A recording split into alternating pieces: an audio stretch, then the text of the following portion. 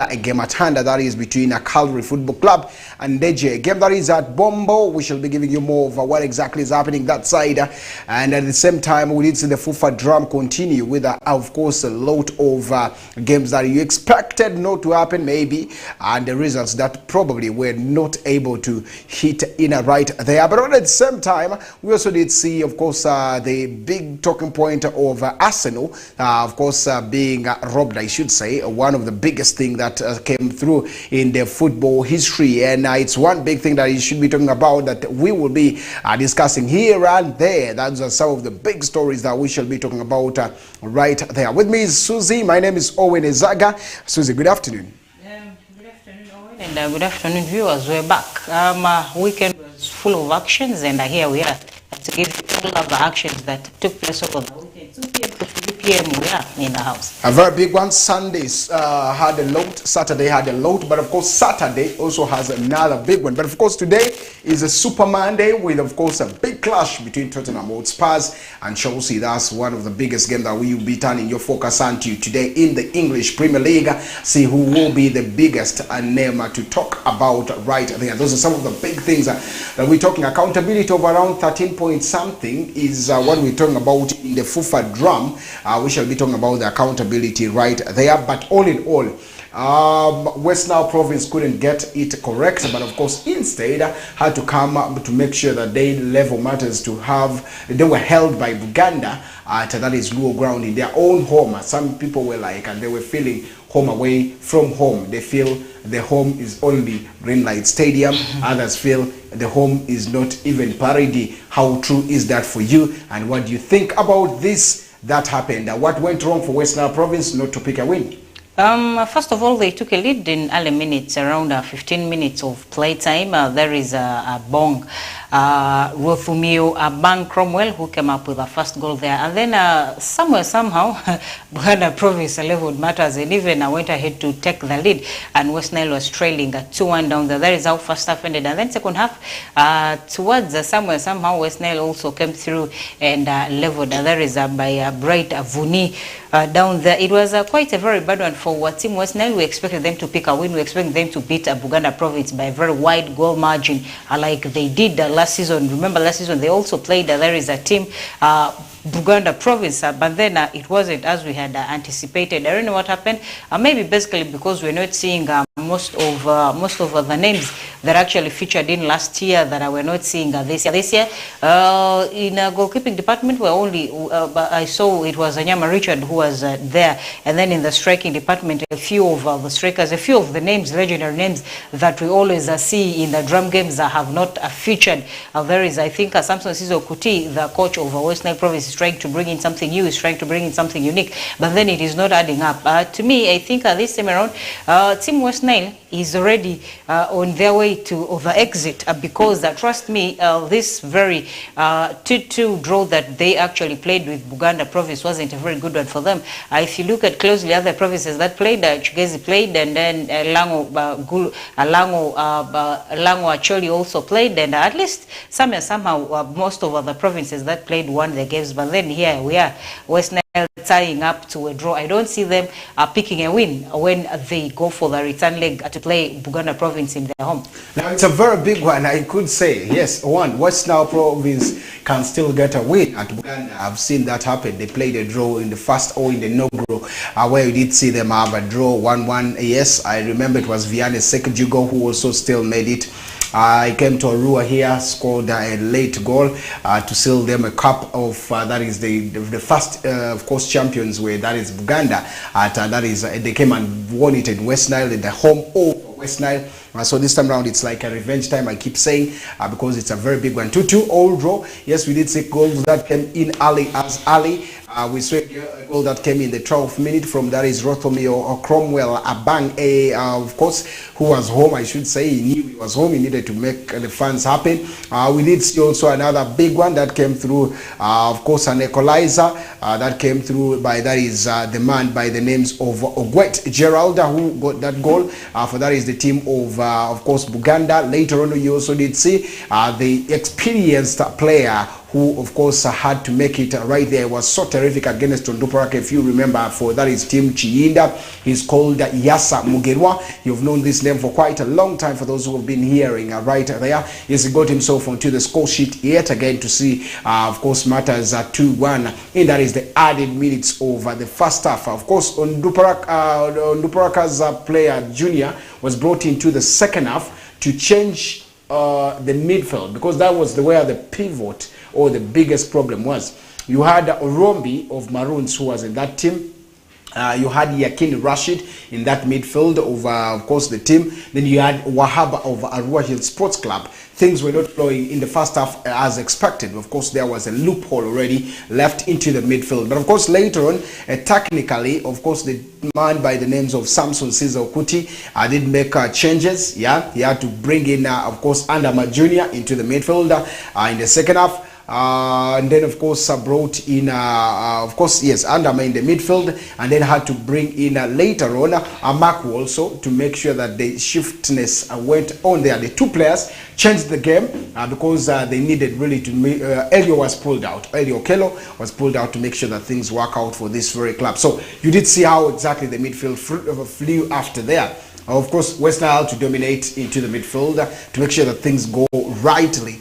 And that is what I'm expecting them to go and do in that is the next game, which is do or die. You need to go and pull what exactly, as being defending champions. It was very, very, very good to pick that draw, because it means a lot. This time round, there's nothing like a goal advantage over what. It's just a matter of you winning and get yourself through to the next round. So I'm seeing West Nile, if they can still summon in more names, summon in some of the key players, adding creativity into the midfield just like yesterday, you would say West Nile is going to go through. I didn't see more changes into that is the team of Buganda. I didn't see threats so much in there. That means we need to, for me, I see West Nile going through. That is through if they can summon the right players who would be in there.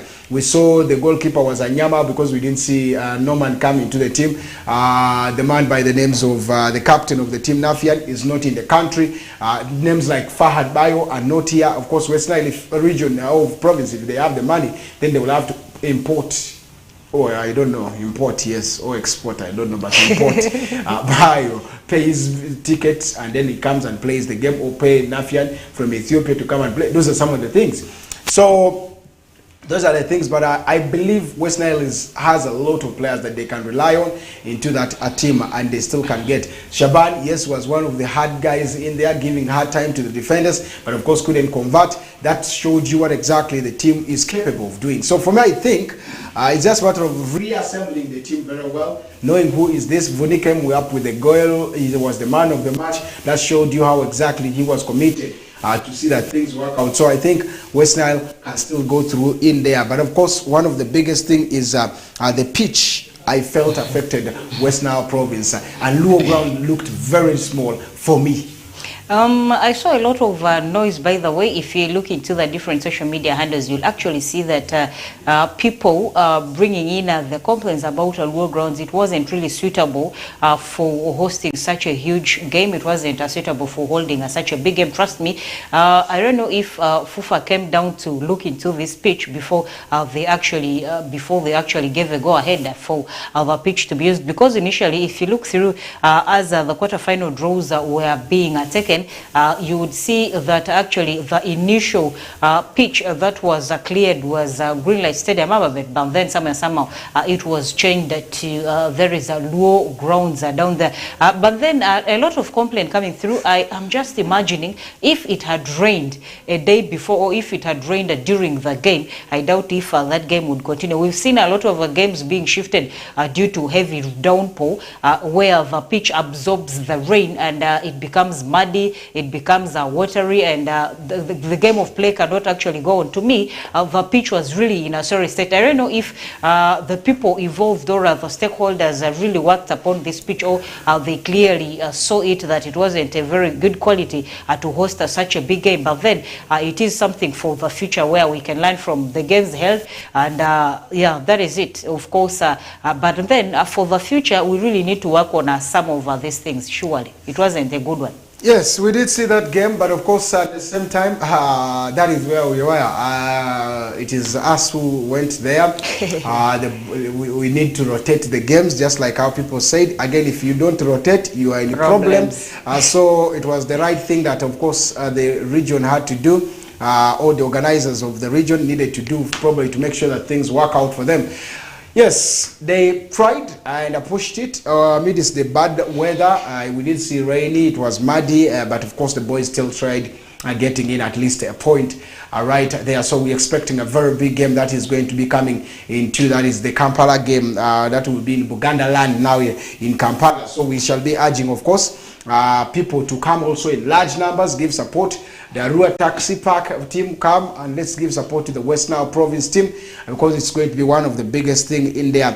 Looking at the crowd right there, I'm just trying to retrieve what exactly is here. Yes, I've just seen that there's accountability that was presented to the team. Now, of course, this drum, the accountability is 13,620,000 that West Nile Province got out of this game, which is to me below all the games that have been there, even the Adjumani, even the Green Light Stadium one. Does that show something? That does bring out some impact? A lot of impact to me, negative wise, because most of the expenses within the camp in most cases are settled through these gate collections, and this gate collection to me is quite a little bit smaller, like you have said, compared to the rest of the gate collections. But when these games went to Adjumani, at least the gate collection was fairer, although it didn't also outmatch the ones that are usually collected at Greenlight Ababet Stadium.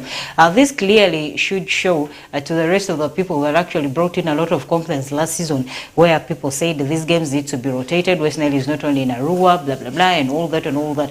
And this time around, I think the stakeholders and the organizers really have something to defend themselves next time, because one, the gate collections surely didn't just add up. If you look at the crowd and the collections that have come through in the accountability, you really see that a lot has not added up. But then that is that. We cannot also go and dig deeper into what happened, how the collection is managed, how it came to this and all that. They've presented to us an accountability, which to me has really not added up. And this, like I said, it has happened. We should really pick some of these notes for future references. Now let's look at some of the breakdowns, whether this monies would be really very, very big, because I want to tell you it is one of the biggest challenges that is going on. And of course, when the province does not make money, there's no way you're going to call the players you people need to come in there. Trust me, you have made 13,620,000. How much collections did they make? Because I did at this time around, I've not seen big names that have come so boldly to pay monies to these provinces. Now let's look at the monies around 11.620. Now here, obviously, URA, you have to pay VAT, which is 18% of this money, which is around 2,451,600. Leave that aside, you're left with a little money. You have 10% FUFA share that is to be given, which is 1.362,000. Then you have ticket printing. They have printed tickets to make sure that things go, and which is 645,000, that money that was spent, and the subtotal is 4,458,600. Now look at the balance at hand that you will be with, 9,161,400, because you have a 600 somewhere. That is the first expense of this. You've not paid players, you've not paid officials, you've not paid maybe for the pitch and the rest. You did expenses. Let's go to other expenses. You have the security is always key. The security went with 700,000 Ugandan shillings. You have stewards that also worked. I felt they are under security still, which went with 195,000. The tickets, I don't know tickets, but I think these are people who sell the tickets, which costed them 150,000. Then you have the public address system, which was hired at 500,000 Ugandan shillings. You pay for ambulance, which is 100,000. You have fencing and labor, which took them 300,000. Then you have the team allowance that was there, which went for 7,216,400. Oh, that is the money that was left, and it is gone. So as I talk right now, the province has no money. There are 0 shillings in their account. Where is the province heading to? Well, next is to go away. Where are they going to get money for traveling? Where are they going to get money to transport if they are to call the Nafians and the rest? Hey, that's how exactly it is. This is quite very terrible. It's not a very good one really to start up on an empty account when you literally know that the next is traveling on an away spree, and the travel expenses to me are much quite bigger compared to the ones that you always do at home. But this time around, much as they were home, they traveled to Luo grounds, and most of the players and most of the stakeholders, most of the management and all that come from Arua, and the Luo grounds is also not within Arua, so the expenses still stood. But to me, some of these expenses really went out of way.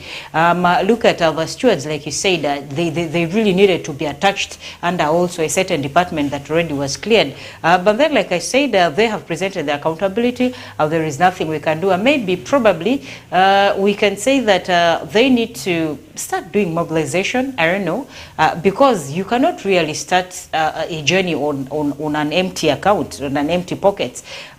First of all, before they do the travels, they'll have to start summoning players, and then they'll start doing trainings here and then, all that. And these trainings normally need a little bit of refreshments. I really don't know how they're going to do it, but I think they've done this. This is not the first time they're doing this, but initially, the way they have been doing it, at least they've been having something little left into the accounts to start up from, to pick up from, and then the rest of the well-wishers normally come in to add on to this very one. But this time around, I am saying it's going to be a little bit difficult for them to start really on an empty account. To God be the glory. That's one big thing that we can talk about. But all in all, let's get away from there and look at the match day 6 of the FUFA Big League. Calvary and Deje. Calvary and Deje has really not been doing okay since the season started. It is really not a very good one for there is a team Deje, and then somehow they equally also lost their coach, and I think that is why this very fixture was postponed. The fixture was supposed to be a little bit earlier last week, where the rest of the teams are played within their own fixtures, and I still don't see Deje coming in to win this very game. If you look at Calvary has been one very organized side, by the way, within the big league. And they have been beating their opponents. They have not been taking their games lightly. And at least if you look at also their position in their position on the table standings, you'll see that they sit at a fairer position compared to their colleague club within West Nile, that is Onduparaka Football Club. They're even doing quite much better than Onduparaka, I would say, because they don't joke with their fixtures, be it away, be it home. They only lost, I think, one home game the other time around, and this time around, if you look at Deje really has almost lost all the games they have played within the league. And if you look at their position within the table standings, they are quite seated at the rock bottom of there is the table, and it's really not a very good one for Team Deje. They are still in a disaster state, I would say, and they cannot be a threat to there is a Team Calvary. I am seeing a Team Calvary collecting all the 3 points in this very fixture. It's a very big game, by the way, to decide and maybe to know who is who, because yes, Deje is should be rock bottom right now, and they're trying so much to see that they get their first ever win. This is not the only thing that they want. They're also looking forward to see that things need to be their way, depending on how, if they are to survive the relegation, because they haven't gotten any point. There are 7 negatives right there. Calvary sits at number 5, of course, where they are doing yes, around number 6 there. Number 5. Now you look at all what is happening, you will see that this game is very important to both teams. And I would want to say Ndeje is also a team that is going to want that will want to have a first at least assignment to show that they can also prove themselves. Now, the lineup's already out, by the way. Lumbange Lawrence starts for the team. That means you'll be seeing names like Davis Chigiyinga, Elias Asimwe, Alfred Onek, Francis Onekaleti, Davis Kabirie, and of course Derek Otim, Charles Akaro Mbarazi, David Okem, and of course Shems Sebuliva, who has been one of the big names to talk about. You have Joshua Okeput for Calvary, that will be at the goals, and Masabir, who is the captain of the team, Matovu Patrick, who of course has been right big into, you know, Matovu Patrick. He played for Roy Hill, played for Nuparaka. Okay. Yes, he was one of the names. Rahman Feni, Christopher Gotre, you have Saidi Sukuru, you have of course Dickens Okwi, Lawrence Olaworo, who of course is back from injury, Stephen Oriekoti, then of course Emmanuel Adrico and Ambrose Owani, who are right there. That's how exactly Calvary Football Club is going. They are going full blazing to see that this game needs to work out for them right there. So we're expecting a very tight game that is coming in there. Susan is saying probably Calvary looks a better team, but of course advantage for Ndeje is that they are at home, at their own home. We should be expecting to see them also get a better move throughout right there. Now, we're leaving that there. In the regional league, there were also games that we played on, of course, Saturday. We did see a lot of games that came through with, of course, Arua City getting their first ever win. What do you say about Arua City Football Club? Picking their first win in their first game, I think it was quite a very good one for them. Matches, I really had not, I didn't have a lot of hopes, by the way, in this very team. I don't know why, because we didn't see them participate literally in, when the transfer windows were open, we didn't see them participate literally in a lot of signings here and there. There were one side that actually was very dormant. We also did see them not doing very actively in most of the build-up games like the rest of the teams have been doing.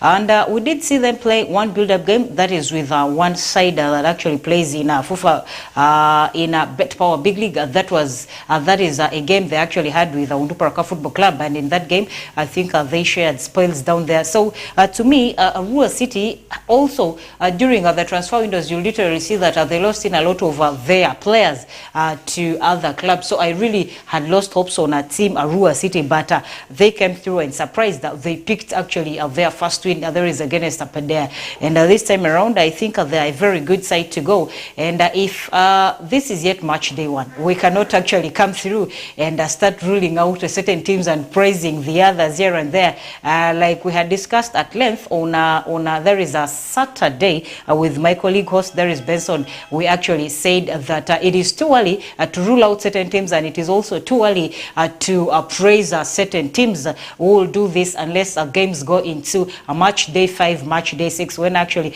our table standings start taking a shape down there. And we also saw it was not only Arua City that played.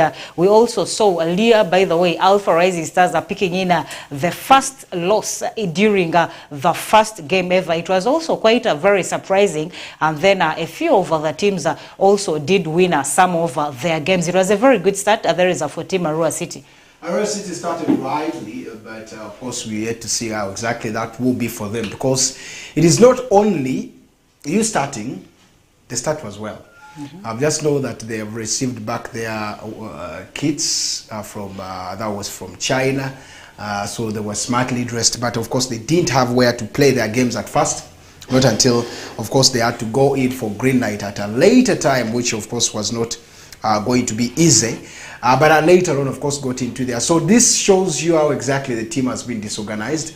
We are waiting to see. We saw some new names. The new signing squad, that is Brian Kubo. I'm yet to see whether he would stay in that team for quite a long time, because he's a journeyman all the time.